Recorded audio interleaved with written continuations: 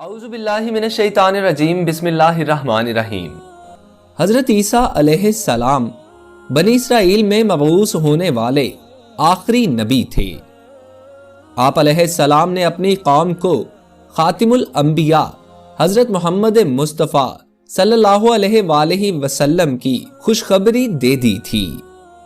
قرآن کریم میں ارشاد ہے، اور جب عیسیٰ ابن مریم علیہ السلام نے کہا، اے بنی اسرائیل، میں تمہارے پاس اللہ کا بھیجا ہوا آیا ہوں اور ایک پیغمبر کی جو میرے بعد آئیں گے جن کا نام احمد ہوگا بشارت سناتا ہوں۔ ایسا ہی کچھ ذکر پرانی بائبل میں بھی موجود ہے۔ حضرت عیسیٰ علیہ السلام کے بعد تقریباً 600 سال تک کوئی نبی نہیں آیا۔ پھر اللہ تعالیٰ نے ہمارے آقا سرکار دو عالم صلی اللہ علیہ وآلہ وسلم کو تمام جہانوں کے لیے رحمت بنا کر بھیجا اور ان پر آخری آسمانی کتاب قرآن مجید فرقان حمید نازل فرمائی۔ سورہ مریم کی آیت نمبر 16 سے 35 کے درمیان حضرت عیسیٰ علیہ السلام کی پیدائش کا ذکر فرمایا گیا ہے۔ حضرت مریم علیہ السلام بیت المقدس سے متصل حجرے میں قیام پذیر تھیں۔ ایک دن وہ مسجد کے مشرقی کونے میں عبادت یا کسی اور مقصد کے لیے تشریف لے گئیں اور پردہ کر لیا۔ امام قرطبی رحمۃ اللہ علیہ فرماتے ہیں کہ وہ حسب عادت یکسوئی کے ساتھ عبادت الہی میں مشغول ہونے کے لیے حجرے کے مشرقی جانب کسی گوشے میں تشریف لے گئیں۔ حضرت ابن عباس رضی اللہ تعالی عنہ سے منقول ہے کہ نصارہ نے جو مشرق کی جانب اپنا قبلہ بنایا اور اس جانب کی بڑی تعظیم کرتے ہیں، اس کی یہی وجہ ہے۔ حضرت مریم علیہ السلام اس گوشے میں تنہا تھیں کہ اچانک حضرت جبریل علیہ السلام انسانی شکل میں تشریف لائے۔ حضرت مریم علیہ السلام نے ایک اجنبی شخص کو یوں اپنے قریب دیکھا تو گھبرا گئیں اور کہنے لگی، میں تجھ سے رحمان کی پناہ مانگتی ہوں، اگر تو اللہ سے ڈرتا ہے تو یہاں سے چلا جا۔ حضرت جبریل علیہ السلام نے فرمایا، تم مجھ سے ڈرو نہیں، میں تو پروردگار کا بھیجا ہوا فرشتہ ہوں اور تمہیں ایک پاکیزہ بیٹا دینے کی خوشخبری لے کر آیا ہوں۔ حضرت مریم علیہ السلام نہایت حیران اور پریشان ہوئیں اور تعجب سے فرمایا، بھلا میرے ہاں بچہ کیسے ہو سکتا ہے؟ مجھے تو کسی انسان نے ہاتھ تک نہیں لگایا اور نہ ہی میں بدکار ہوں۔ حضرت جبریل علیہ السلام نے فرمایا، ہاں بات تو یہی ہے، لیکن اللہ تعالیٰ فرماتا ہے کہ میرے لیے بہت آسان ہے اور ہم اسے اپنی قدرت تخلیق کے لیے نشانی بنانا چاہتے ہیں۔ اس سے قبل ہم نے تمہارے باپ آدم کو مرد اور عورت کے بغیر اور تمہاری ماں حوا کو صرف مرد سے پیدا کیا، اور اب عیسیٰ علیہ السلام کو پیدا کر کے چوتھی شکل میں بھی پیدا کرنے پر اپنی قدرت کا اظہار کرنا چاہتے ہیں، اور وہ ہے صرف بغیر مرد کے پیدا کرنا۔ دراصل اللہ تعالیٰ تو ہر چیز پر قادر ہے، وہ جب جہاں اور جس طرح چاہے پیدا کر سکتا ہے۔ وہ بے جان چیز سے جاندار کو پیدا کر سکتا ہے اور جاندار سے بے جان کو۔ بیٹے کی بشارت کے بعد حضرت جبریل علیہ السلام نے حضرت مریم علیہ السلام پر پھونک ماری اور وہاں سے چلے گئے۔ کچھ دنوں کے بعد حضرت مریم علیہ السلام کو بچے کی پیدائش کے آثار محسوس ہونے لگے۔ جیسے جیسے پیدائش کے دن قریب آتے جا رہے تھے، آپ علیہ السلام کی پریشانی میں بھی اضافہ ہوتا چلا جا رہا تھا۔ جب پیدائش کا وقت قریب آیا تو آپ علیہ السلام لوگوں کے خوف سے بیت المقدس سے تقریباً 9 میل دور جنگل کی جانب ایک پہاڑی کوہ صراط کی جانب چلی گئیں۔ یہی وہ جگہ ہے جو بعد میں بیت اللحم کہلائی۔ جب درد ذیل شروع ہوا تو آپ علیہ السلام ایک کھجور کے درخت سے ٹیک لگا کر بیٹھ گئیں۔ زچگی کی تکلیف کی شدت اور دنیا والوں کے خوف نے آپ دیدہ کر دیا۔ کہنے لگی، کاش میں اس سے پہلے ہی مر گئی ہوتی اور لوگوں کی یاد سے بھی بھولی بسری ہو جاتی۔ علماء فرماتے ہیں کہ انہوں نے موت کی آرزو اس لیے کی کہ وہ عزیز و اقارب، خاندان، برادری اور لوگوں کو کس طرح مطمئن کر سکیں گی، جبکہ کوئی ان کی صداقت کی تصدیق کرنے والا بھی نہیں۔ ان کی شہرت ایک نیک، پارسا اور زاہدہ کے طور پر تھی۔ لہٰذا ان کے لیے یہ تصور ہی بڑا روح فرسا اور تکلیف دہ تھا کہ لوگ انہیں بدکار سمجھیں گے۔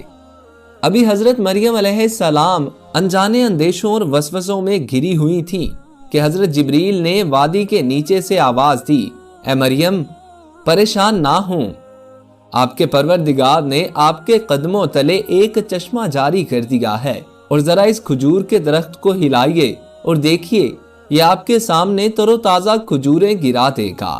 اب آپ اطمینان کے ساتھ یہ تازہ کھجوریں کھائیں، چشمے کا پانی پئیں اور بچے کو دیکھ کر اپنی آنکھیں ٹھنڈی کریں، اور اگر آپ پر کسی انسان کی نظر پڑ جائے تو اشارے سے کہہ دیجئے گا میں نے روزہ رکھا ہوا ہے، میں آج کسی شخص سے بات نہیں کر سکتی۔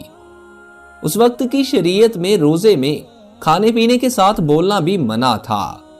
حضرت جبریل علیہ السلام کے اس پیغام سے حضرت مریم علیہ السلام کو اطمینان اور تسلی ہو گئی کہ اب میرا رب مجھے بدنامی اور رسوائی سے بچا لے گا۔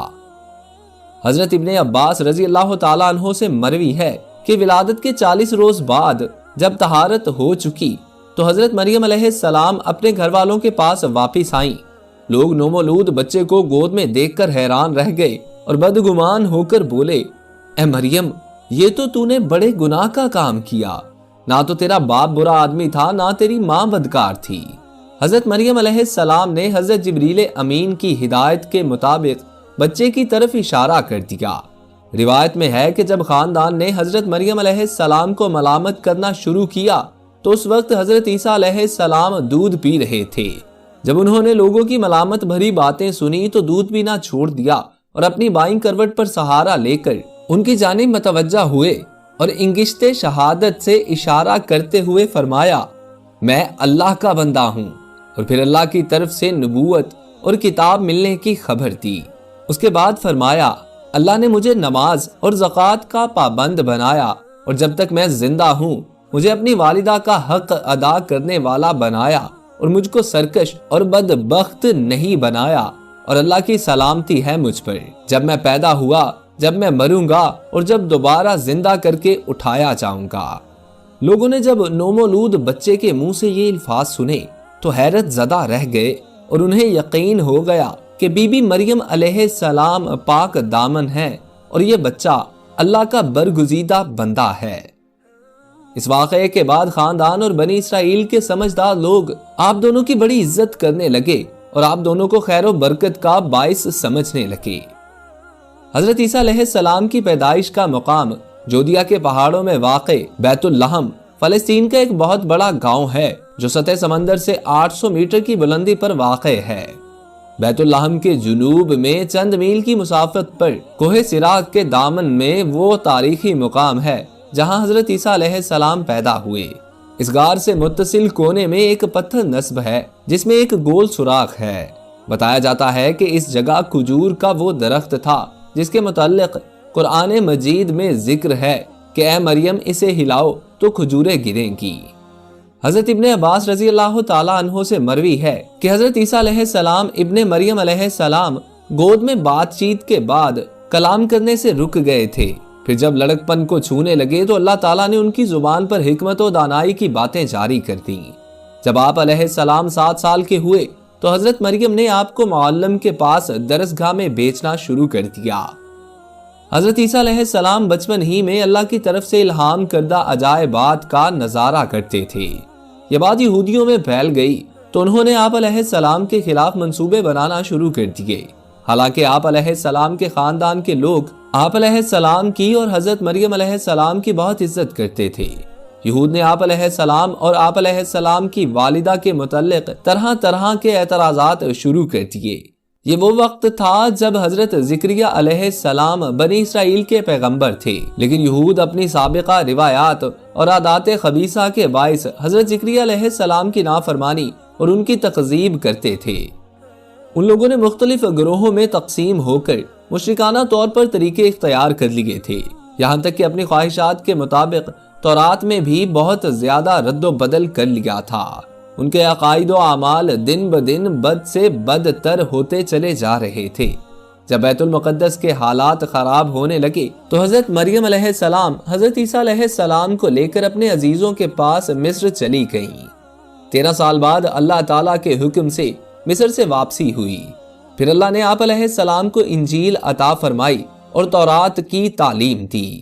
اس کے علاوہ مردوں کو زندہ کرنا، کوڑیوں کو صحیح کرنا اور دوسرے معجزات سے نوازا۔